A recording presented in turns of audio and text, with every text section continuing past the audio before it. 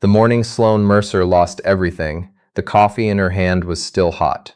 She noticed that detail later, the way the paper cup left a ring on the mahogany credenza when she set it down to take the call.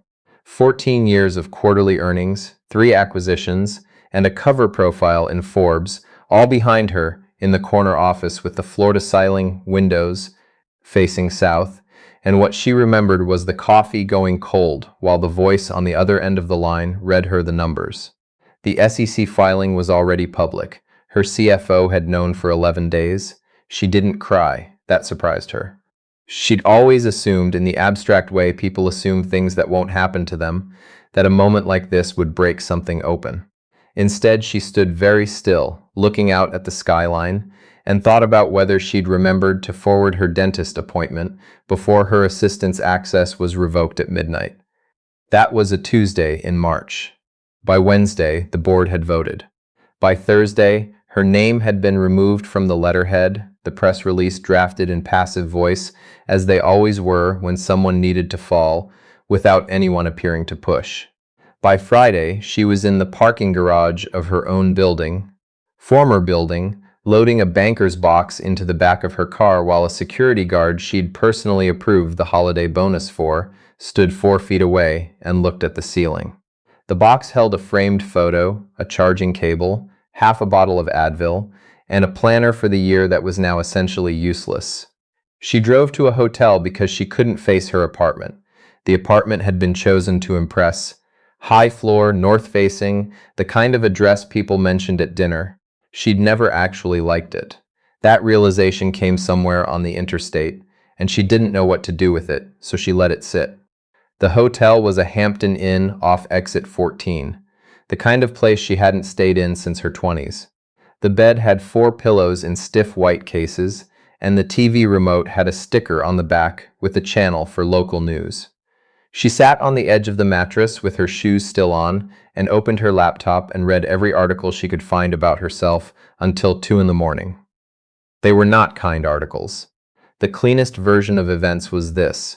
Mercer Capital Partners, the mid-sized investment firm Sloane had built from a boutique advisory practice into a 40-person operation, had collapsed under the weight of a structured product that her CFO, a man named Gerald who wore bow ties and had a framed photo of a golden retriever on his desk, had quietly overleveraged across 3 funds without telling her. The losses were catastrophic. The clients were furious. Sloane, as CEO and majority partner, bore responsibility in the eyes of the law and, more decisively, in the eyes of every business publication that had previously celebrated her. The less clean version of events was that she had trusted Gerald because he'd been there since the beginning, and she had been moving fast for 14 years and hadn't slowed down enough to ask the questions she should have asked. And now here she was in a Hampton Inn eating a granola bar from the vending machine at 2 in the morning, reading about herself in the past tense. She turned off the laptop at 2:17 a.m. and lay flat on the stiff white bedspread in the dark. She thought about her mother, who had worked the reference desk at a public library in Dayton for 31 years, and who had always said that Sloane worked too hard. She thought about the vacation to Portugal she'd rescheduled 4 times in the last 2 years, and had now silently canceled for good. She thought about the assistant she'd had to let go, bright, efficient Meredith, and whether Meredith had found something else yet. Then she thought about Hank Odom, and she made herself stop. She hadn't thought about Hank Odom in 8 months. She'd been careful not to. It was the kind of careful that looks like forgetting but isn't. Hank Odom had been her operations director. He was 38 years old, ex-military, and he had a daughter named Lily who was 7 when he joined the firm. He was the kind of employee who got things done without being asked to get things done, who knew where every process broke down and how to fix it, who the junior analysts went to with questions when they were too nervous to come to Sloane directly. She had promoted him twice in 4 years. He was, by any honest accounting, the most reliable person she had ever worked with. His daughter Lily got sick in October, leukemia. He came to Sloane directly and asked for flexibility, some remote days, some adjusted hours during treatment weeks. She had a board presentation in 11 days and Q3 numbers that needed explaining, and a client threatening to pull a nine-figure allocation, and she told him, yes, of course, take what you need, and she meant it when she said it. Then a week later, he missed a critical operations call, the kind that couldn't be rescheduled. She found out later that Lily had been in the ICU. He hadn't told her because he'd thought, and she understood this now in a way she hadn't then, that if he started explaining, she would hear the explanation as an excuse, and he didn't want to become the man with an excuse. He'd just quietly missed the call and sent a summary afterward. She'd called him into her office the next morning. She'd kept her voice level. She'd told him that she understood his situation was difficult, that she had personal sympathy for what his family was going through, but that at this level of the organization, certain commitments were non-negotiable, and that if he couldn't make those commitments, she needed to know now.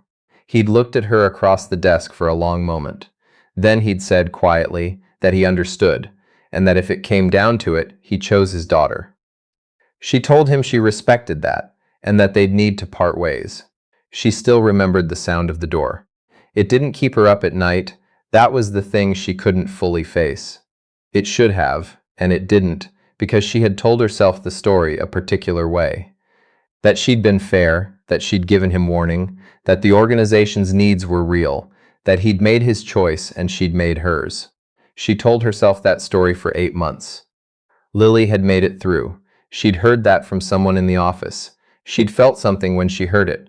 Relief, probably, and moved on to the next thing. Now she lay in the Hampton Inn with the story unraveling, and she couldn't put it back together the way it had fit before. She slept about 2 hours. In the weeks that followed, Sloane moved through the process of losing everything with the same methodical focus she'd applied to building it. She hired a lawyer. She cooperated with the SEC investigation, which eventually concluded that her culpability was negligible compared to Gerald's and the 2 junior partners who'd been in the loop, but negligible was not zero, and the sanctions were real. She settled the client claims. She sold the apartment. She moved into a furnished rental in a part of the city she'd never paid attention to. The kind of neighborhood, with a coin laundry in the building and a diner across the street, that opened at 5 a.m. and kept the same specials board all week. She ate breakfast at the diner most mornings because cooking for one in an unfamiliar kitchen felt sadder than eating at a counter. She sat at the far end with her coffee and her phone and got used to not having anywhere she was urgently needed. The waitress was a woman named Bev who had a specific way of refilling coffee before you asked that Sloane found more comforting than she would have admitted to anyone. The food was unremarkable. The corner booth by the window had a wobbly leg that Bev's husband had attempted to repair with a folded napkin. Sloane noticed small things now that she'd never had time to notice before. One morning in May, about 6 weeks into her new routine, she arrived to find the counter full and took the only open table, which happened to be the booth across from a man who was cutting a waffle into very small pieces and having a one-sided conversation with a child in a booster seat. The child was eating scrambled eggs with her hands. She couldn't hear the whole conversation, but she heard pieces of it. Something about whether the eggs were too hot. Something about leaving for school on time. The man's voice was patient in the way that sounds like a decision rather than a default. Patient in a way that takes effort and shows the effort, but keeps going anyway. He looked up once and caught her watching. She looked away. She sat alone in that booth for 40 minutes and ate her eggs and read nothing on her phone, which was new for her. She thought about the fact that she had no one who needed her to cut their waffle into small pieces. She thought that she'd always treated that fact as a kind of freedom, and that this morning it didn't feel that way. She went back to her rental and submitted 2 more job applications, which made 37 total, of which she had received 4 responses, 2 of which were courteous declines, and 2 of which were positions so far below what she'd been doing that she'd almost deleted the listings before applying out of desperation. The financial services world was smaller than it looked from the inside. Everyone had read the articles. By June, her savings were structured but not indefinite. She'd received one preliminary inquiry from a private equity firm in Dallas that came to nothing. She had a phone call with a former colleague who said all the right sympathetic things and then went quiet when she asked directly about an opening at his firm. The name Mercer Capital Partners appeared in industry conversations in the past tense as a cautionary example. She sat in the coin laundry one Tuesday evening, watching her sheets turn in the dryer, and thought, clearly and without drama, that she might not recover from this, that this might simply be where her career ended. Not with something clean, but with a slow diminishment into consulting work, and eventually something else entirely, something she couldn't picture yet because she'd never thought to. She was 41 years old. The next morning she went to the diner, and the man with the daughter was in the same booth. The little girl was not with him. He was eating alone and working on something on a laptop, and Sloane was seated 2 tables away and noticed that he'd been given the wrong order. He'd asked for wheat toast and the plate had white, and when Bev came around, he didn't say anything about it. She noticed he was wearing a wedding ring that was slightly too loose, the way rings get after significant weight loss. She noticed because she was spending a lot of time noticing things. At some point she said, "She got your toast wrong." He looked up. He had a kind face, not handsome in a deliberate way, but the kind of face that looked like it had been through something and arrived at a reasonable peace with the outcome. "I know," he said. "It's fine." "It's not fine," she said. "She charged you for wheat." He smiled at that, a small smile, and flagged Bev down. He said it so gently that Bev apologized 3 times before she reached the kitchen. They talked for about 20 minutes, the way you talk to strangers in diners. Nothing personal, nothing significant. He mentioned that his daughter had started 2nd grade and was apparently furious about long division, which was impressive because it was May. She mentioned vaguely that she was between things. He didn't press. That was the first time she'd talked to someone without a professional agenda in months, and she noticed that too. His name was Garrett Odom. She'd known within 10 minutes. Not from his face, she'd never met him in person, but from the last name on the card he left behind for Bev as a tip, the handwriting on the corner of the napkin where he'd jotted something down, the small detail of the daughter in 2nd grade, which would make her 7 or 8, which fit. She sat very still after he left. She understood several things simultaneously: that she had no right to feel anything particular about this coincidence, that the word coincidence was doing a lot of work in that sentence, that he had been nothing but ordinary and kind in the 20 minutes they'd spoken, and that she was the one who had to hold what she knew. She went back to her rental and stood at the window for a while. He wasn't at the diner for the next 3 days. On the 4th day, he came in with the daughter, Lily. She'd remembered the name from 8 months ago. Lily, who had grown since the illness and was wearing a backpack with a small orange fox on it, and who negotiated loudly for chocolate milk before they'd even sat down. He got the chocolate milk without discussion. He was reading something on his phone while she drew on a paper placemat with a crayon, and once he put the phone down and they played some kind of hand game for several minutes that Sloane didn't recognize, but that made Lily laugh so hard she nearly fell out of the booth. Sloane watched them the way you watch something that costs you nothing but that you feel. Anyway, it was around this time that a contact from her former professional life reached out with information about a consortium of investors, regional, not institutional, who were looking for someone to structure and lead a new fund. The money was modest compared to what she'd been managing. The mandate was conservative. But it was real, and it was legitimate, and it came with the understanding that there would be conditions around oversight. She was qualified. She was also radioactive. The contact said that plainly. What she needed, he explained, was someone who could vouch for the operational integrity of whatever she was building. Someone with a clean record, verifiable track record, and, he said this carefully, the kind of credibility that reads as independent. Someone who wasn't implicated in anything she'd touched. She already knew who it was. She didn't let herself think about it for 4 days. She ran the idea past logic from every angle. She considered that it was self-serving, that her instinct to reach out to him was tangled up in guilt in ways she couldn't fully separate, that wanting to make something right for the wrong reasons could still cause harm. She considered whether she would have thought of him if she didn't need something. She thought she probably still would have. She thought that was either true or a convenient belief, and that she might not be the best judge. On a Wednesday morning, she went to the diner before she could talk herself out of it. He was there alone, coffee, laptop, same booth. She asked Bev to tell her if anyone came in who looked like they were meeting someone, and then she crossed the room. She stood next to the booth. "Garrett," she said. He looked up. Something shifted in his face, recognition, confusion, and then something flatter and harder to read. "Mrs. Mercer," he said. She had not prepared a speech. She had tried to, and it had sounded, in every version, like a person managing damage. So she'd stopped. She said, "I owe you an apology. I should have given you more than I did. I knew why you missed that call. I knew, and I acted like I didn't, and I've thought about it every day since.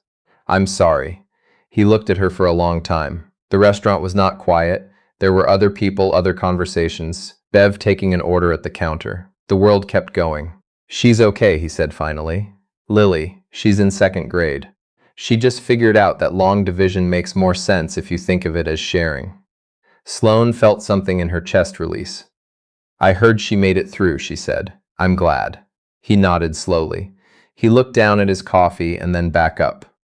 "What are you doing here, Ms. Mercer, specifically?" she told him. All of it, the fund, the consortium, the gap in her credibility, what she needed, and why she'd thought of him. She told him the compensation she could offer, which was real but not extravagant. She told him she understood if the answer was no, that no was not only acceptable but probably the reasonable response. She told him she wasn't asking him to forgive her, that she wasn't entitled to that this was a professional inquiry and not an attempt to resolve what she'd done. He listened to all of it without interrupting. Then he said, "Can I have a few days?" She said, of course. She didn't eat anything that morning. She left a tip that was too large and walked back to her rental and sat at the kitchen table and thought about what it meant to ask someone you'd wronged for help and whether you could do it cleanly and what you owed them regardless of what they decided. He called 4 days later. She was in the coin laundry again, which she'd decided was where she went when she needed to think without distraction. "I have conditions," he said. She said she'd expected that. His conditions were these: a formal advisory role with documented scope, not operational subordination to her, an equity stake in the fund's general partner entity, modest but real, complete transparency on all investor communications. He wanted to see everything before it went out, and if at any point his read on something differed substantially from hers and they couldn't resolve it in conversation, she'd give his position genuine weight rather than outvoting it by seniority. She said yes to all of it. There was a pause. Then he said, "One more thing. It has nothing to do with the fund." She waited. "Lily's teacher does this thing on career day," he said. "Parents come in and talk about what they do. I've gone in 3 years straight, and I talk about operations management, and the kids fall asleep. This year, she wants me to bring someone who has a different kind of job. I think she's specifically hoping for a veterinarian, but," Sloane said, "I can come talk to a second-grade class about finance. They will not understand any of it," he said. "I know, she'll be excited anyway. I know that too." He was quiet for a moment. "I'm not forgiving you because I need a job," he said. "I want that to be clear. I had other options." "I know," she said, "and I'm not forgiving you because you apologized. Apologies are easy." She waited.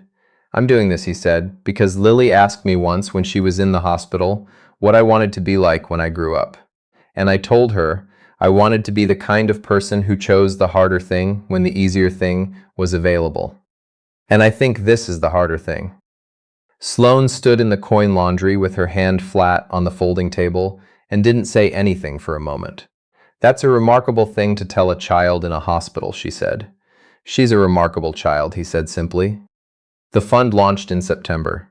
It was smaller than anything Sloane had managed in her previous life, and it was structured with more oversight than she'd ever operated under, and it was the most carefully built thing she'd ever put her name on. Garrett's involvement was not ceremonial. He found two errors in the offering memorandum before it went to council and restructured the fee waterfall in a way that saved the first institutional investor from a conflict of interest they hadn't noticed.